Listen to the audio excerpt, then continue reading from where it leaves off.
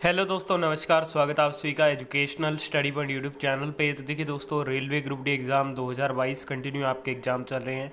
आज आपके 22 सितंबर का सेकंड शिफ्ट का एग्ज़ाम ख़त्म हो चुका है। तो 22 सितंबर सेकंड शिफ्ट एग्ज़ाम में जो ऑल 45 क्वेश्चन पूछे गए हैं साइंस, जीके और करंट अफेयर से रिलेटेड, सभी 100% रियल क्वेश्चनों का एग्ज़ाम एनालिसिस आपको इस वीडियो में देखने को मिलेगा। तो आज जिन भी दोस्तों का 22 सितंबर सेकंड शिफ्ट का एग्ज़ाम था, सभी साथी वीडियो में ध्यान से अंत तक बने रहिएगा। आपको अपनी शिफ्ट के सभी क्वेश्चनों का राइट आंसर इसी वीडियो के माध्यम से पता लग जाएंगे। वीडियो की पीडीएफ फाइल आपको हमारे टेलीग्राम चैनल पे मिल जाएगी, लिंक वीडियो के डिस्क्रिप्शन बॉक्स में गिवन होगा। चलिए आज की इस वीडियो को शुरू करते हैं। वीडियो शुरू करें उससे पहले वीडियो को लाइक नहीं किया तो जल्दी से लाइक कर दीजिए और आने वाले शिफ्ट के दोस्तों के साथ वीडियो को शेयर भी जरूर कीजिएगा। तो सेकंड शिफ्ट का पहला क्वेश्चन आपसे पूछा गया कि कौन सा राज्य 2022 में 56वीं राष्ट्रीय क्रॉस कंट्री चैंपियनशिप की मेज़बानी करेगा। तो देखिए दोस्तों, 2022 में 56वीं राष्ट्रीय क्रॉस कंट्री चैंपियनशिप की जो मेज़बानी है वो नागालैंड के द्वारा की जाएगी। ठीक है दोस्तों, तो नागालैंड इस क्वेश्चन का राइट आंसर था। देखिए दोस्तों, नागालैंड 2022 में 56वीं राष्ट्रीय क्रॉस कंट्री चैंपियनशिप की मेज़बानी करेगा। यह राज्य के लिए पहली बार होगा जो राष्ट्रीय एथलेटिक्स कार्यक्रम की मेज़बानी करेगा। 55वीं राष्ट्रीय क्रॉस कंट्री चैंपियनशिप फरवरी 2021 में आयोजित की गई थी और इसकी मेज़बानी चंडीगढ़ एथलेटिक एसोसिएशन ने की थी। यह एथलेटिक्स फेडरेशन ऑफ इंडिया द्वारा आयोजित किया जाता है।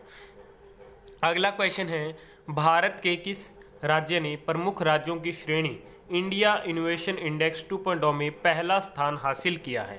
तो इसमें जो पहला स्थान हासिल किया गया है वो कर्नाटक के द्वारा किया गया है। तो कर्नाटक इस क्वेश्चन का राइट आंसर था। जनवरी 2021 में नीति आयोग द्वारा जारी इंडियन इनोवेशन इंडेक्स के दूसरे संस्करण में कर्नाटक ने शीर्ष स्थान जो हासिल किया है। अगला क्वेश्चन पूछा गया कि श्री लाल बहादुर शास्त्री राष्ट्रीय संस्कृत विश्वविद्यालय किस राज्य में स्थित है। तो ये आपके नई दिल्ली में स्थित है। अगला क्वेश्चन आपसे पूछा गया, चांदोली नेशनल पार्क कहाँ स्थित है। बात करें चांदोली नेशनल पार्क की तो ये आपके महाराष्ट्र में स्थित है। तो महाराष्ट्र इस क्वेश्चन का आपका बिल्कुल राइट आंसर था। अगला क्वेश्चन आपसे पूछा गया, मौलिक अधिकार किस अनुच्छेद में है। तो मौलिक अधिकार अनुच्छेद 12 से 35 तक है। ठीक है दोस्तों, और अगर भाग पूछा गया था तो भाग 3 में है, अनुच्छेद 12 से 35 है। तो ये आपका राइट आंसर था। अगला क्वेश्चन पूछा गया, बंगाल विभाजन कब हुआ। तो बंगाल जो विभाजन है वो 1905 को हुआ था। ठीक है दोस्तों, तो 1905 इस क्वेश्चन का आपका बिल्कुल राइट आंसर था। नेक्स्ट क्वेश्चन आपसे पूछा गया, 100 दिवसीय पढ़े भारत अभियान की शुरुआत किसने की। तो 100 दिवसीय पढ़े भारत अभियान की जो शुरुआत की गई थी वो की गई थी धर्मेंद्र प्रधान ने। धर्मेंद्र प्रधान के द्वारा शुरू किया गया था 100 दिवसीय पढ़े भारत। ठीक है दोस्तों, बात करें पढ़े भारत अभियान की तो पढ़े भारत अभियान बाल वाटिका से कक्षा 8 तक पढ़ने वाले बच्चों पर केंद्रित होगा। पठन अभियान 1 जनवरी 2022 से 10 अप्रैल 2022 तक 100 दिनों यानी कि 14 सप्ताह के लिए आयोजित किया गया। अगला क्वेश्चन है, वित्त आयोग का गठन किस अनुच्छेद के तहत हुआ है। देखिए दोस्तों, वित्त आयोग का जो गठन है वो अनुच्छेद 280 के तहत हुआ है। काफ़ी कैंडिडेट्स ये भी बता रहे थे कि अनुच्छेद 281 का पूछा गया था। तो अगर 281 का पूछा गया था तो वो वित्त आयोग की सिफारिश के बारे में बताता है। तो दोनों ही मैंने आपको बता दिया, जो भी आपसे पूछा गया रहा होगा आप राइट आंसर अपना टेक कर सकते थे। अगला क्वेश्चन पूछा गया, संविधान का 74वां संशोधन किससे संबंधित है। तो संविधान का जो 74वां संशोधन है ये नगर पालिकाओं से संबंधित है। ठीक है दोस्तों, जो कि आपको ऑप्शन में दिया गया था। भारतीय संविधान में 74वें संविधान संशोधन अधिनियम 1992 द्वारा नगर पालिकाओं को संवैधानिक दर्जा दिया गया तथा इस संशोधन के माध्यम से संविधान में भाग 9 क जोड़ा गया। अगला क्वेश्चन पूछा गया, कौन सी नदी पूर्व से निकलकर पश्चिम की ओर अरब सागर में गिरती है। तो आज आपको ऑप्शन में नर्मदा नदी दिया गया था। तो नर्मदा नदी इस क्वेश्चन का आपका बिल्कुल राइट आंसर था। और नेक्स्ट क्वेश्चन आपसे पूछा गया कि स्वतंत्र भारत का पहला केंद्रीय बजट किसने पेश किया या फिर कब पेश किया गया, इस प्रकार से क्वेश्चन था। तो ये पेश किया गया 26 नवंबर 1947 को आर के षणमुखम चेट्टी के द्वारा। ठीक है दोस्तों, इसके अलावा एक और क्वेश्चन है कि भारत के इतिहास में पहला अंतरिम बजट किसने पेश किया। तो वो पेश किया गया था मोरारजी देसाई के द्वारा वर्ष 1962-63 में। तो इन दोनों में से एक एग्जैक्ट क्वेश्चन पूछा गया था आपकी सेकंड शिफ्ट में। आप कमेंट करके बताइएगा दोनों में से आपको अपनी शिफ्ट में कौन सा क्वेश्चन एग्जैक्ट देखने को मिला था।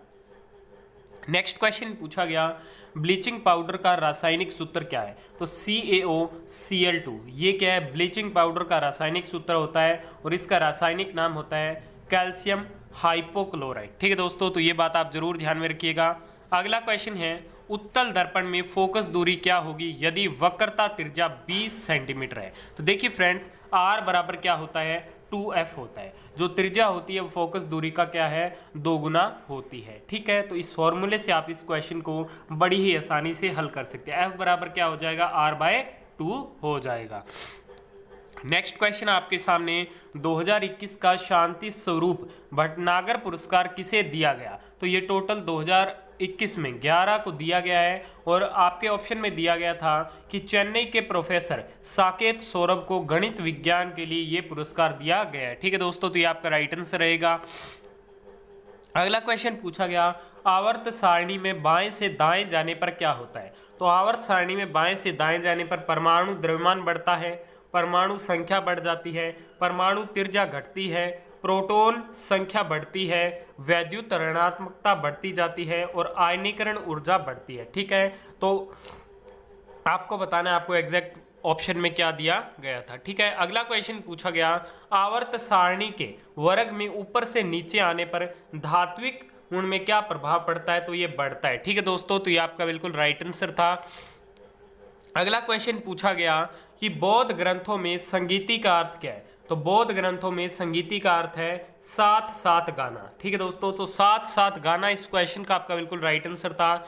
नेक्स्ट क्वेश्चन पूछा गया, जब मैग्नीशियम की ऑक्सीजन के साथ अभिक्रिया कराई जाती है तो MgO मैग्नीशियम ऑक्साइड का निर्माण होता है। यह किस प्रकार की अभिक्रिया है? तो ये दोनों जो आपस में जुड़ जाते हैं तो ये क्या है? संयोजन अभिक्रिया का एक उदाहरण है। तो संयोजन अभिक्रिया इस क्वेश्चन का आपको क्या करना था? राइट आंसर करना था।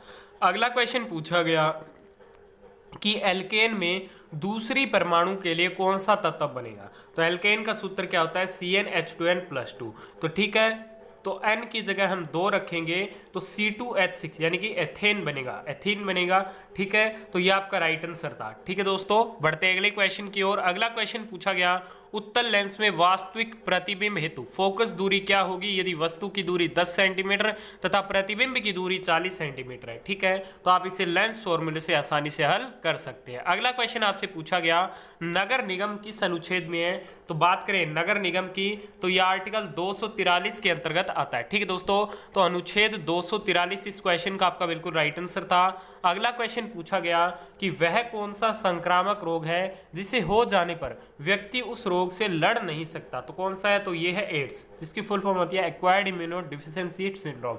इसमें क्या है कि व्यक्ति का जो इम्यून सिस्टम है वो इतना ज़्यादा कमज़ोर हो जाता है कि वह व्यक्ति इस रोग से नहीं लड़ पाता है। ठीक है दोस्तों, तो ये इस क्वेश्चन का आपका क्या था? बिल्कुल राइट आंसर था। अगला क्वेश्चन पूछा गया, सोडियम हाइड्रोक्साइड का सल्फ्यूरिक अम्ल के साथ अभिक्रिया कराने पर क्या बनता है? तो देखिए दोस्तों, सोडियम हाइड्रोक्साइड सल्फ्यूरिक या हाइड्रोक्लोरिक अम्ल के साथ अभिक्रिया करके धातु, लवण, नमक और जल बनाता है और एल्यूमिनियम के साथ अभिक्रिया करके हाइड्रोजन गैस द्रावित करता है। ठीक है, तो ये आपका बिल्कुल राइट आंसर था।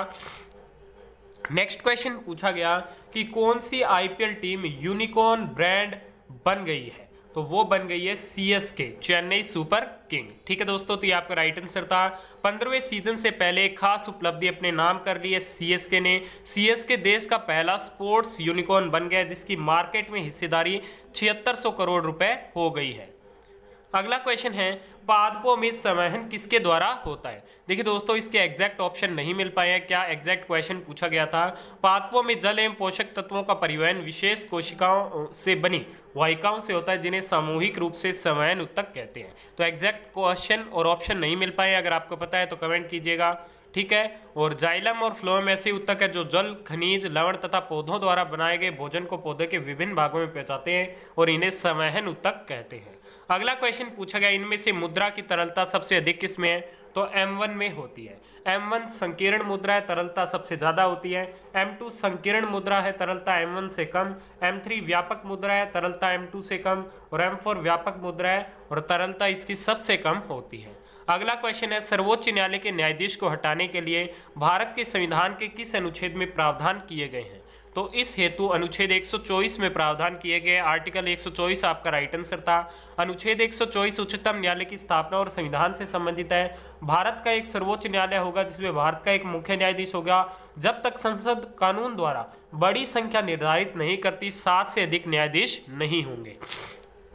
इसके अलावा अनुच्छेद 121 यह संसद में चर्चा पर प्रतिबंध के बारे में बताता है। अनुच्छेद 128 उच्चतम न्यायालय की बैठकों में सेवानिवृत्त न्यायाधीशों की उपस्थिति को बताता है। अनुच्छेद 120 संसद में प्रयोग की जाने वाली भाषा से संबंधित है। अगला क्वेश्चन है, जनवरी में कौन सा त्योहार नहीं मनाया जाता? ओणम नहीं मनाया जाता। ठीक है, ओणम ऑप्शन में आपको दिया गया था। तो आज सेकंड शिफ्ट में पूछे गए सभी क्वेश्चनों को कवर कर लिया गया। आपने इस वीडियो को यहाँ तक देखकर बहुत बहुत धन्यवाद। वीडियो पसंद आए तो प्लीज वीडियो को लाइक शेयर और चैनल को सब्सक्राइब जरूर कीजिएगा।